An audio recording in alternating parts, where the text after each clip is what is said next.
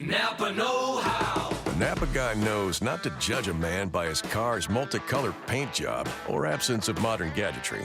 Who cares if it's technically old enough to vote and the windows are powered by the strength of your left arm? Your monthly payment is zero, and it'll stay that way. Because with over 500,000 parts and a little Napa know-how, you can keep anything on the road. She may not be pretty, but she's all yours. That's Napa know-how. Napa know-how.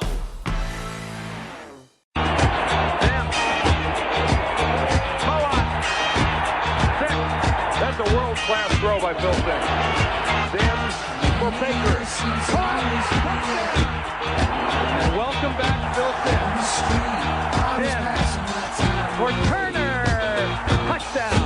Look at that throw by Phil Simms. Simms going for the end zone for Johnson. Phil Simms, highlights of the all-time great. Now, of course, he does a fantastic job. CBS's #1 team alongside Jim Nantz. Every big game on CBS, but for so many years, no disrespect to Eli Manning, I love all the numbers, but Phil Simms is the greatest Giant quarterback in the history of the organization. Without a doubt. Won the Super Bowl, really won two. Hostetler kind of filled in for a couple of minutes for the second one. And more importantly, he's a great friend of ours and one of the most genuine guys you'll ever meet. Here right now, joining the Bernie and Sid show, our great friend number 11, Phil Simms. Hello, Phil. How are you, pal?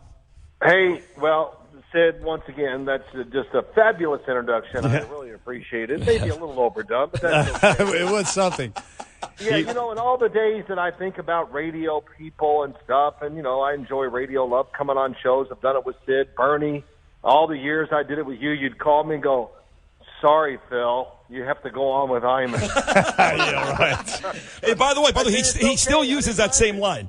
Go ahead. What's that? He still uses that same line for everybody else, but go ahead. Oh, he does? Well, but I just thought, Bernie and Sid, they're going to what? You love it. Radio show together? And you were like, whatever. Why didn't anybody think of this before? That's what you say to yourself, no doubt. Hey, no doubt. You guys are doing great, and I'm happy for you. I like both of you and everything, and get a big kick out of you, Bernie. I see you go on TV and do your rants and all that. You like that, right? It's all good. I'm speaking what you're thinking, and you're like, damn, I know that guy. Well, whatever I'm thinking most of the time, it's, whatever. We'll keep it right in my head where it's going to stay. Come on, Phil. Show some guts here. No, but listen, he does, because he does admit, and this tells a lot, that he watches you on O'Reilly. So if he's watching Bill and he's watching you, that kind of tells you a little bit where Phil is coming from. Okay, say no more. We'll leave it at that. But yes. I watch listen, hold it.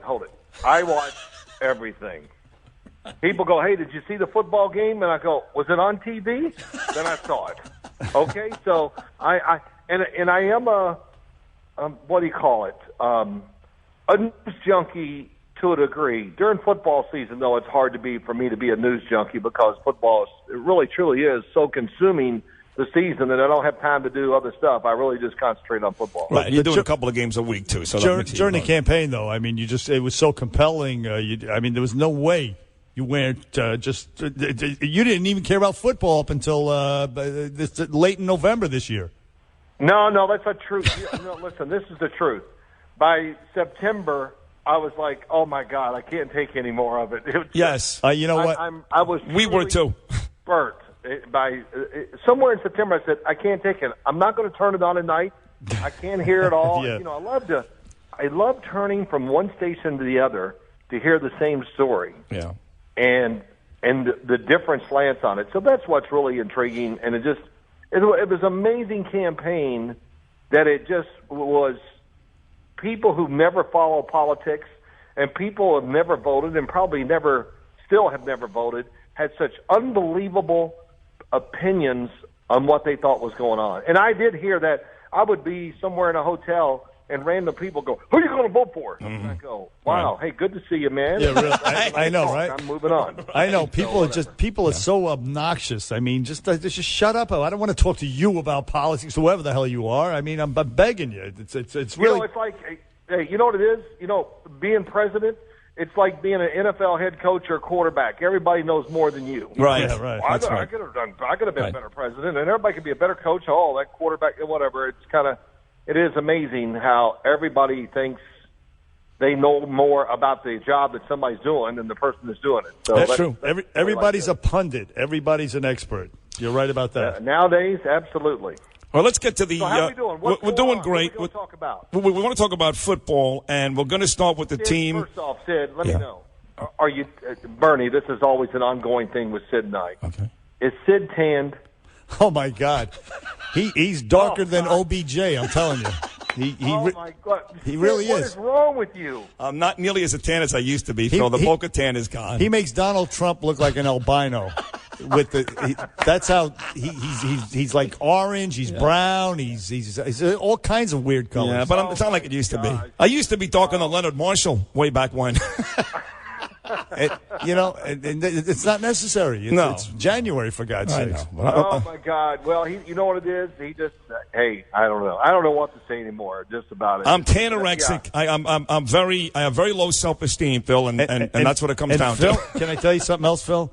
The guy, he looks like one of the kids from the Jersey Shore pumping iron. You know what I mean? He wears skinny jeans. He's got the tan going, as you talk about, and muscles. He's taking something, some sort of growth hormones, because he struts around here like a gorilla. I kid you not, like he's Popeye with the arms popped out. Listen, I know you're telling the truth. I know. Yes. Somebody told me they saw Sid. They said, "You should see Sid. He's kind of jacked." Yes. And I go, "What?" Well. So, Sid, fess up. What you're getting some help. We know it, man. Oh, yeah. I mean, come on, Phil. I'm going to be 50 years old in April. You kidding me? But, no, I'm going to be 50 years old in April. We all need some help at that point. You know that. 50 years old? Yeah. Hell, we mean at 50 years old, I was still eating dirt and growing muscle. Come on. That's right. Are you kidding? That's 50? funny. But we do want to listen. We got to ask you about the Giants and the Packers. And the big story this week is obviously after the Giants beat the Redskins, Phil, last week. Odell Beckham, the whole wide receiving core went to Miami. They partied with Justin Bieber, Khloe Kardashian, Johnny Manziel, and they all came back and they all got blasted. Now Ben McAdoo said, "I don't care what they do on the day off." Eli Manning, the quarterback, said, "I don't care what they do on the day off." You, as a former quarterback who played with guys who may have partied once or twice, what are your thoughts on that? Oh, gosh, I don't know. This day and age, what do you say? Hey, did it happen when I played? Sure it did. The guys, hey, my wife says, "Well, you came home." Well, yeah, I wasn't going to go hang out somewhere. I had to come home. I had a wife and kids. Right. But it really would be no different. Now, see, that's the difference. They make so much money, they could take a plane and just fly somewhere and then get back. It would be like me driving to New York City and getting caught in traffic and driving back here. That's about what it is to these kids nowadays. So, hey, they're going to do what they do. To think that they're just going to sit in their rooms and their houses and, I'm going to prepare for the next game. Come on, let's be real. They didn't do it when I played, and they're not doing it now. Yeah, but they should, these guys are going to go out, Phil. But just don't tell the world. But they should. They should stay. I mean, you got the 10 months out of the year you're not playing football, or 9 months, or whatever the hell it is. You stay home and you rest up, you work out, and you get ready for the big game. If they lose, that's going to be the story. People are going to say, that's why you lost, because you were snorting coke with Johnny Manziel in Florida. Just don't get so severe here. I mean, come on, Phil. Bernie. Yes. Bernie, listen. Tell me. It's amazing. These are professional athletes, and they're playing football, so there's a mindset, whatever, and they're young, and they were born to be these professional athletes too. And I'm just telling you, sometimes, hey, they eat ice cream and hamburgers and French fries, and they are still growing muscles right now. Right. Listen, would Bill Parcells put up with this? They are. So what they do off the field sometimes, some people always ask me this, what would Lawrence Taylor been like if he'd have really trained and been? I said, I don't know. Maybe he wouldn't have been the same player. Because the way he was on the field is the way he was off the field. Yeah, and by the way, Phil, let me tell you how hypocritical Bernie is, and no one loves Bernie more than me. I swear he's like a brother to me. He's yelling about Odell Beckham Jr. Ask Bernie in his younger days, just doing a radio show, not even playing a football game, how he showed up on a bunch of Monday mornings. Ask him. Yeah. But I had to work. Bingo. I had to work 50 weeks out of the year. These guys work, like I say, 3 months out of the year tops. You got plenty of time to do that stuff. Not the week before a huge game against the Packers. Okay, well, Bernie, let me just say this. I know it's going to be a big story, win or lose, it is. But I mean this with all sincerity. What it means to the game and how they'll perform, I'm going to say it's a big fat 0. 0. Well, now you have this. You have 0. the report just came. Jason Pierre-Paul was hanging out with Lamar Odom and Charlie Sheen out in L.A. What the hell's going on, Phil? Oh, my God. What's happening? It's unbelievable. It really is. But you know what's funny? He brought up JPP, Phil, and look, this is a silly thing I'm about to say, and sports guys do this. Amazingly, the Giant defense has been the best in football for about 6 weeks, and it almost dates back to the day where JPP was done for the season. So when you lose one of your best players, how do you get better as a unit? Well, there's many reasons. Competition you're playing against is always one, sometimes that, but I'm not going to get real football here on you, but they do a lot of stuff, the Giants, on the defensive side. And they're very complicated, and so it takes a while for all that to kind of come together with the new talent they brought in this year, and we're seeing it really do exactly what they were hoping it would do. And in this offseason, when they acquired these players, with Spagnuolo, the defensive coordinator, I remember going, oh my gosh, it's the perfect formula for him. You know, you give him. It's like any coach. Give them talent and then give them a unique scheme, and that's how you get greatness. And they do a lot of unique things, and it's got to be tough for any quarterback. It'll be tough for Aaron Rodgers because they're not afraid to try anything. I think they play on the edge, and sometimes you play on the edge, you get greatness, and sometimes you play on the edge too long. You know, it's tremendous failure. So. But the Giants have been on the edge. That's the way they play defense, and it's been borderline spectacular. Because I've watched just about every one of their games here down the stretch just to see what's going on and seeing how well they're playing. Phil Simms on the Bernie and Sid show. So, Phil, the great quarterback Phil Simms, as if I had to say that, take us back to the 80s.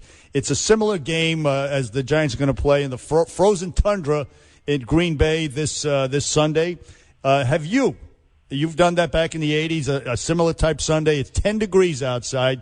You're banged up. You're in the locker room at halftime. Did you ever do like a shot or take a pain pill before you come out for the second half just to sort of enhance your performance a little bit? Yeah, and I'll tell you the truth. This is the God's honest truth. No, not once.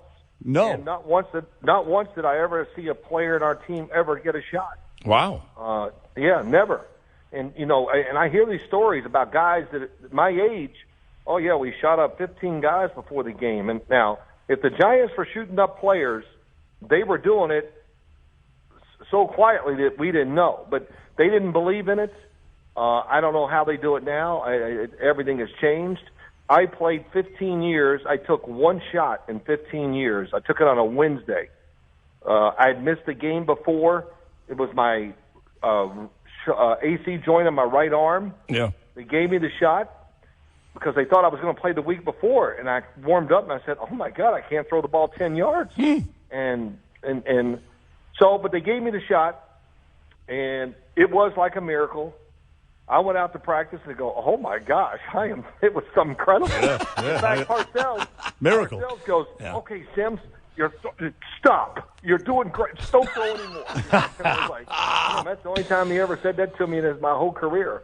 But only once did I ever take a painkiller or whatever you want to call it. That's not you. That's not. You're not like. You were never like that. You go out there. But it wasn't our team. Right.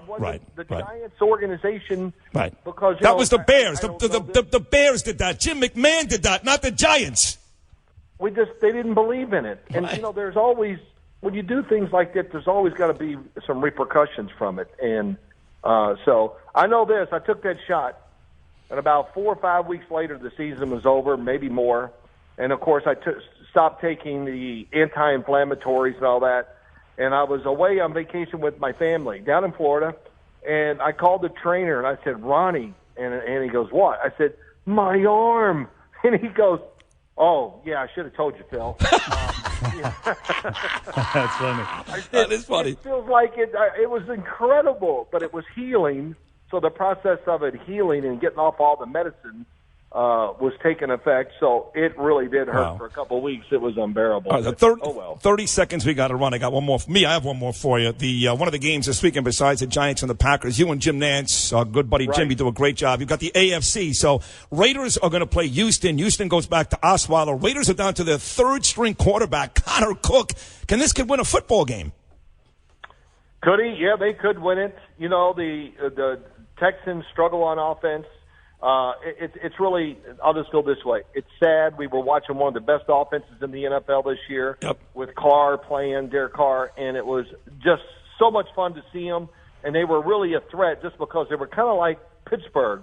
They could just go out there and outscore you. You know, their defense is not playing that great, but, man, tough situation. Houston's defense is good, and it really is to think about teams that all year long, there they are. They finally get – your Miami Dolphins, Sid. Yep. All that complaining in Miami all those years. Here they are in the playoffs, and the quarterback that's been down there for 5 years working is not going to get a chance to play. It's kind of sad. Right. And one final observation, Phil Simms. The feel-good story of the NFL this year, the fact that the Colin Kaepernick and the 49ers just abjectly sucked. I mean, how great was that? Lost every game after week one. Tell us. Come on, Phil. And the coach got fired, Chip Kelly. Tell us, Phil. You love that, right? That's better than taking drugs. That question, but I know this. You guys, Bernie, I know you loved it, so enjoy. Sometimes you get a big You're the best. You just got to enjoy it. So go ahead and do your. You are the man, Phil Simms. Yeah, we love you. New York icon. Phil Simms, thank you very much. Thank you for coming on. That was great, Phil. Thank you. On the Bernie and Sid show, we're back after.